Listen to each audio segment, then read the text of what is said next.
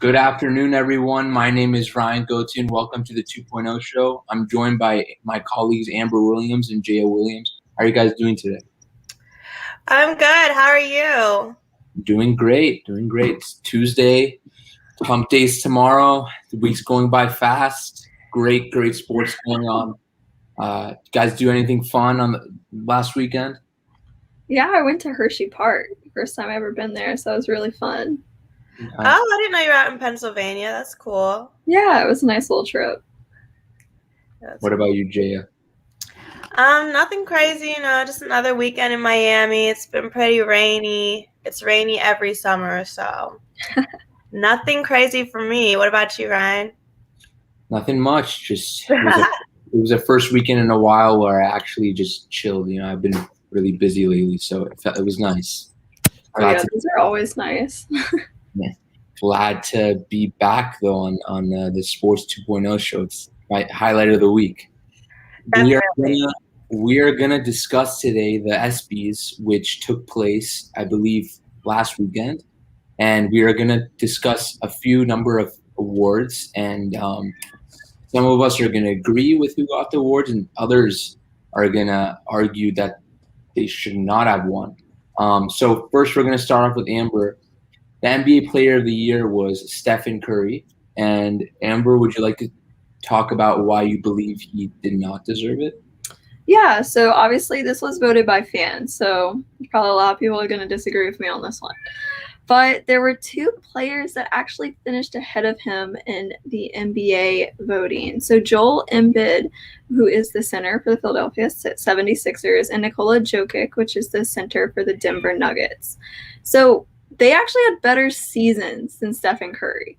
Both of their teams made the playoffs, whereas the Golden State Warriors did not. Jokic, of course, he actually got the NBA MVP award. So, again, this isn't like a surprise. Like, I think a lot of us knew that Stephen Curry was probably going to get it because a lot of the fans like him, but it's starting to feel like more of a popularity award than whether he deserved it or not, at least in my opinion. I would have seen either Embiid or Jokic getting it before him. And Jokic, he was actually nominated for Best Athlete across all sports. So I think the fact that he doesn't get, the MVP for the NBA is a problem, especially when he was up against literally all of the other athletes. And I don't know. For me, it just doesn't seem like it was very accurate. And Curry, he didn't even he declined to go to the Olympics. So he doesn't even want to go to represent Team USA. And he actually didn't even show up for the ESPY Awards because he's competing at a celebrity golf tournament, which, that's cool. Everybody has their own thing. But he wasn't even there to accept the award. So it was kind of surprising for me that he was considered a fan favorite in basketball when he doesn't even seem to want to show up for these major events. Like I said, his team, they didn't make the playoffs, and I don't think they would have made it without him, but they didn't even make it with him. So he didn't really change the projection of where his team was going. He's elite. I'm not trying to argue that he's not. Stephen Curry is absolutely amazing, but I think he was not necessarily the best for this, not even the second best. I think it was very much a popularity award. What are you guys' thoughts? It's a very hot take, Amber. Very hot take. Very, I know. Stephen Curry, I think the reason why he gained so much momentum is because Klay Thompson was out for the year for the second season in a row. Team around him, the supporting cast wasn't that great. Yes, obviously the outcome is he lost in the play-in tournament and he did not make it to the NBA playoffs, which that's a great reason why I think Amber has a point. With that being said, if you watch him at the end of the season, he was going bananas, hitting shots from almost half court regularity. Teams were throwing so many guys at him, still doing the job. Yes, he did not get the job done, and which is why I think Nikola Jokic won the MVP, and he had an amazing season. But listen, Jokic got swept in the playoffs. So I mean, he did win a playoff series, and he did make it to the second round, and he did not have Jamal Murray by his side. So that's a great case, but it's hard not to at least if you're not going to give it to Curry, and you give it to Embiid, the problem with giving it to Embiid is he was injured, number one, and number two, his team choked in the playoffs as well too. So I mean, there's pros and cons for each player. I think Curry is the best shooter of all time, and I don't think there's any argument about that. But if you're solely talking about this season, I think you have a good point, Amber. I don't see how you can give MVP to Jokic and NBA Player of the Year. But I mean, you do have a point. The ESPYS does seem a little bit like a popularity contest, and it's better that we actually give the players the awards that actually deserve it. So, what are your thoughts, Jaya? I think you guys are totally downplaying this and being super dramatic right now. Yes, Curry is a fan favorite, but that is for justified and perfectly good reason. If you ask me, Steph Curry has completely changed the game of basketball. Like Ryan said, he's the best shooter in the league right now. There's no doubt about it. It's pretty much a fact that he's one of the greatest shooters to ever walk the earth. He has tremendous craftiness, some of the best handles the NBA has ever witnessed. So to say that he's not deserving of this award, I think is a huge reach. Yes, he is popular as a 2-time MVP, 3-time champion, but his resume is loaded and the numbers don't lie. So I think Curry was more than deserving of this award. I think that it was a great fit for him. And okay, he didn't show up. It is what it is. But I don't think that takes away from his accomplishments as an NBA player and what he's brought to the game of basketball. I think that he's very justified in winning this award for sure, if you ask me. I mean, those are all great points. But I also have to question, okay, so, he didn't make it to the NBA Finals. What is his reasoning for declining to play for the Olympics? If he wants to prove how good he is at basketball, there's your greatest stage. The fact that he didn't decide to do that makes it a little hard for me to see him personally as my own fan favorite. I think if we're talking about the Olympics, after Paul George's nasty leg injury that happened a few years back, I think a lot of star players are hesitant to join the USA team, and it's a very slippery slope. It's a huge honor to represent the USA, especially in the Olympics. But at the same time, you're also risking your body, and your body's your moneymaker. And you only have a certain amount of years in the NBA. And if you get injured, you may not get another huge contract again. Obviously, Paul George came back and is doing great again. But after that injury, I think a lot of players took a pause and said, You know what? I'd rather save my body for what really counts and pass. I think it's a player's choice. I don't think we should bash a player for joining, for deciding to play or not to play. But with that being said, it is a huge honor, and declining to play is, a risk. Not a risk, but it does raise some eyebrows. But at the same time, you can't fault them because, like I said, that's how sports is. You're one play away from really altering your entire career. So. Yeah, that's the thing. It's not like Curry just woke up and was like, I don't want to play in the Olympics. He was deciding on it for a long time. I know you guys remember in the media, there were so many articles. Is he going? Is he not? I think it was a well thought out decision. And as we know, he's not the only star player that declined to go. A lot of it does have to do with injuries and resting your body. I think with that, he just had to do what was best for him, and a lot of our star players had to do what was best for them. Yes, it is unfortunate given that we've literally lost the first 2 exhibition games, which is crazy, and maybe that wouldn't have happened had Curry decided to join the team, but ultimately the Olympics is a separate thing. I don't think that takes away from his accomplishments in the NBA and winning that award for the NBA. I know that a lot of these guys are getting crap for not going to the Olympics. And while it is disappointing because I would have loved to see Curry and loved to see all those guys, I understand that they have to do what's best for them. And I do think that it was well thought out. I don't think they just woke up and were like, to hell with the Olympics or anything like that. Yeah, and I mean, like, obviously props to him. Like, he won the award. That's awesome. Very happy for him. It's just, I think there were other people that were more deserving of it, in my opinion. Fair. That's why we're on the Sports 2.0 show. I agree to disagree. Yeah. Moving to the breakthrough athlete, LaMelo Ball. He had an amazing season for his rookie year. I think he exceeded expectations. He did marvelous things on the court. He has great vision. He put up some crazy stat about I think he had multiple games with 10 plus assists in a row, which is something that no other rookie has done in a very long time. With that being said, he did miss a big portion of the season with a broken wrist, and obviously injuries is part of sports. It's unfortunate, but he did miss some time. So looking at the other nominees, Justin Herbert for the Chargers, who was a huge surprise coming out. He wasn't even supposed to start the season. The starting quarterback at the time, Tyrod Taylor, only played 1 game. 2 games, I believe. He got injured. Justin Herbert was thrown into the fire 5 minutes before kickoff. And just from that point on, he just took over. And the rest is history with that. Obviously, the Chargers didn't make the playoffs, but you definitely can't fault Herbert. He put up some magnificent numbers. And I think he's definitely going to be one of the bright young QBs in the league for a long time to come. You look at Chase Young, who was a great player for the Washington football team.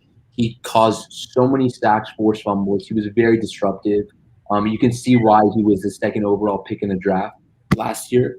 And he's a big reason why the Washington made the playoffs last year. So that's another player to consider. If I had to, I can't get mad for the fans picking LaMelo Ball because he was magnificent. But you got to look at guys like Herbert and Chase Young. Chase Young led his team to the playoffs, and Herbert was carrying a Chargers team that had very little talent on it, and he was thrown into the fire, which is something that I think is doesn't get talked about enough. What do you guys think?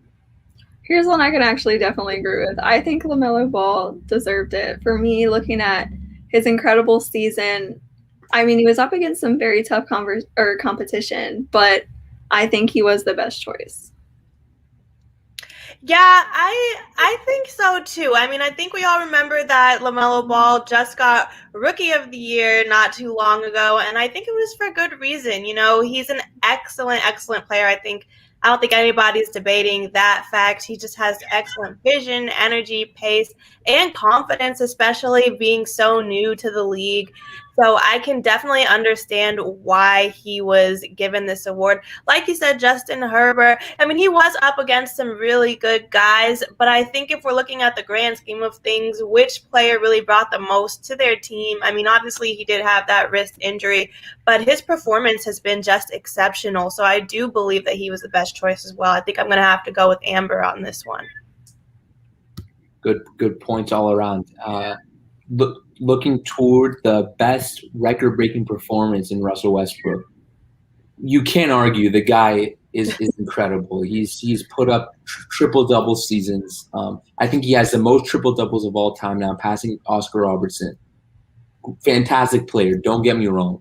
But Russell Westbrook has not made it past the 2nd round ever since Kevin Durant left the Thunder. And there's no denying that. And it's not like he hasn't had any talent on his team. He had Paul George. He went to the Rockets. He had James Harden. He did make it to the 2nd round. I apologize. He made it to the 2nd round with the Houston Rockets. But before then, he did not make it past the 1st round until Kevin Durant left. And he hasn't made the Western Conference Finals since Kevin Durant left. And this year, I think the Washington Wizards really underachieved with Russell Westbrook and Bradley Beal. I think that's one of the best backcourts, at least talent-wise, in the NBA. A lot of people just call him a stat pattern. I'm not gonna go that far. He's magnificent. He's a great player. But you do like to see him go a little bit further in the playoffs. I mean, obviously, this award is strictly just record-breaking performance, so I definitely can't argue with that. But just thinking about Westbrook as a whole, I think as a fan, I'd love to see him, get a little further in the playoffs and actually make a big difference, not just in the stat category, but wins. So that's my opinion. Yeah, I was going to say, of course, I want to see him go more too, but this award is kind of focused specifically on stats. So it's just looking at one performance. And I mean, he beat a record that stood since 1974. I think that's pretty deserving of getting this specific award.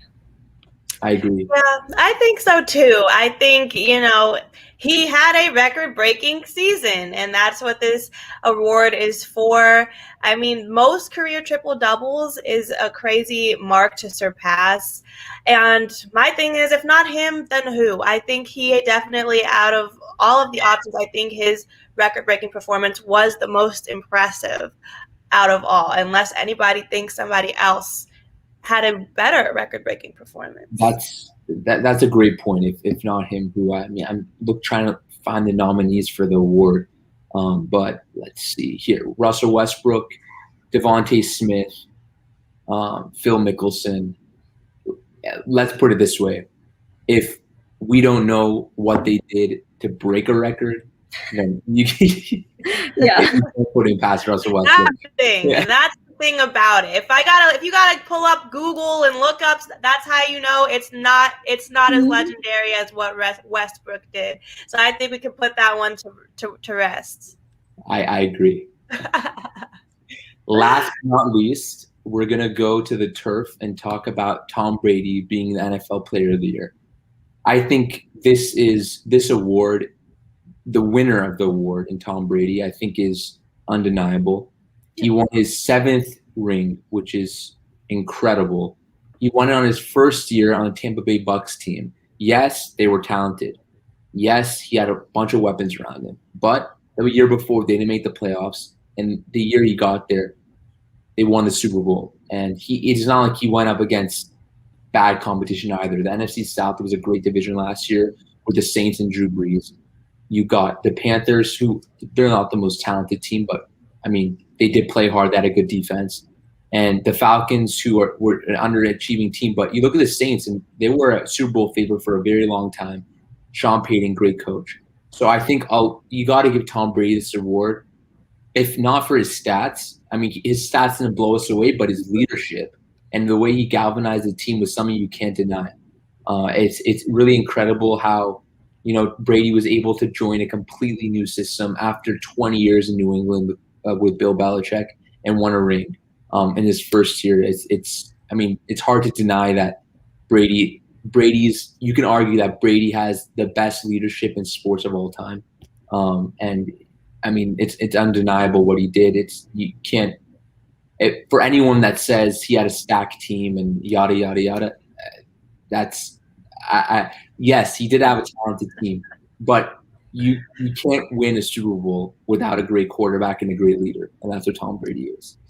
I mean, he was also the MVP for the Super Bowl. So, he was doing something. It wasn't just all these other people around him. It was him that was making this happen. Yeah, Brady's been in the game a long time. He's proven himself time and time again. And you can say what you want to say about him, but it's just undeniable. He's one of the greatest of all time. In my opinion, the greatest of all time.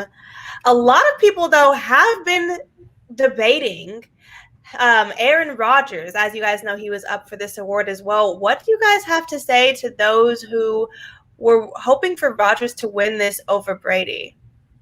You could argue that Rodgers had a better regular season. I think that's fair to say. But they did go up against each other in the NFC Championship game, and Tom Brady won. So it's kind of hard to argue that Rodgers deserved it over Brady. Rodgers is a magnificent quarterback, but he did lose to Brady in a head-to-head matchup. And Brady was on the road. So I mean, I love Rodgers, great quarterback, and I think you could argue that he had just as much as talent as Tom Brady did with Devonta Adams and Aaron Jones. And they made the NFC Championship game the year before and lost as well. So Rodgers is a great quarterback. I mean, obviously this year we don't know what he's going to play. There has been a lot of conversation about, is he going to return to the Packers? Does he want to go somewhere else? But if we're just talking about last year, you can't argue that he was the best player in the regular season, but you could argue that he did choke in the playoffs. And I mean, Aaron Rodgers, I think, gets as much love as he should, but what he did struggle the past 2 years in the biggest moments, and I think he does deserve a little bit of blame. So that's my opinion. I don't know about you guys. And I'm glad that you brought up that controversy that he's been having. Obviously, he's been getting a lot of negative press due to this whole Green Bay Packers fiasco. Is he returning? Is he not? Amber, do you think that that could have affected him not being able to win this award just because of all of the drama? I do not, actually. I mean, I think he didn't win this award because, all right, so Brady's the one with the ring on his finger, right? You know, I mean, when you sit down and look at it, we can talk about stats versus championships all day, but it's the championships that everybody remembers. And that's what Brady walked away with this year, not Aaron Rodgers. I'm glad you brought up that point, Jay, about is the whole situation, did it affect the results? I honestly, because it's a fan vote award, I think it very well could have affected it. You know, people, obviously Brady won the award, and I don't think people should take that away from him. He deserved it. But I think it would have been way closer if Rodgers was all in on the Packers, didn't have this controversy. Fans, you know, at the end of the day, fans are creatures of habit. You either love a player or you hate a player. And I'm sure a lot of Packers fans right now are angry at Rodgers. And the Packers are they're a franchise that a lot of fans, even outside of Wisconsin, root for. So they have a pretty large fan base. And I think it very well could have affected the results. But I'm here to say that Brady did deserve the award. Yeah, I'm with you on that, Ryan. I think, like you guys were saying earlier about Steph Curry, this is a fan favorite kind of ESPY thing, and you know, he might not be the most lovable guy right now. You know, he's not the most lovable guy on the planet right now, but I do think that no matter what, even if everything was squeaky clean with the Packers, I do still think that Tom Brady would have won it in the end. But I do think that what was going on in the press didn't help him. But I think all three of us are on the same page here. Brady deserved it. Brady was the rightful winner. So this doesn't surprise any of us. I agree. Yeah. Are there any other awards you guys want to bring up before we wrap up the show? No, I think it was a very. Those ones were the most shocking for sure. I mean, the other ones, I mean, a lot of these awards I feel like were very rightful, and I was glad to see a lot of these players win their awards. I think these ones were the most shocking to me. There is one more award, though, that we could bring up. Devonta Smith winning for the best college male athlete in college sports. How do you guys feel about that win? I think, you know, Devonta Smith is a great wide receiver. He had a great college career. You know, for the fans to pick a wide receiver over a quarterback, I think is a huge deal. I'm honestly not sure when the last time a wide receiver won this award, but I mean, it's pretty incredible. He went pretty high in the NFL draft, and he's a very lightning quick player, great route running. He was a huge piece for Alabama last season. So I mean, like I said, it doesn't happen often that a wide receiver wins their award, but I think that he did deserve it. What do you think, Amber? Yeah, I was gonna say it is pretty rare that it's not a quarterback. I feel like it usually is, but I think he was one that definitely, if a right wing was gonna win it, it makes sense that it was him.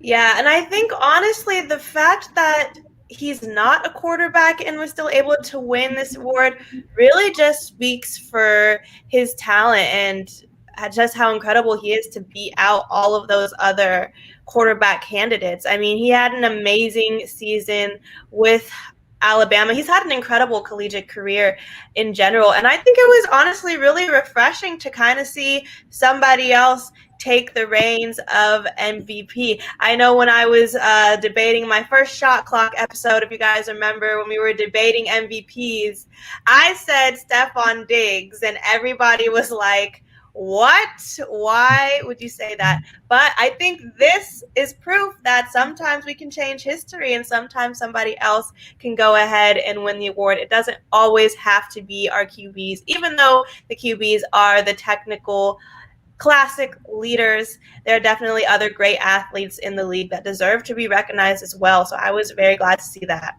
Yeah, I mean, if the wide receiver deserved it, which he did, that's who they should give it to, not just be like, oh, we need to give it to a quarterback because they're the technical leaders. Right. Completely agree. Well, guys, great show. I really enjoyed having you guys on the show. For all our fans out there, please subscribe to the Sports 2.0 Network. Follow us on YouTube, on Twitch. We'd love to see you guys again. Thank you so much.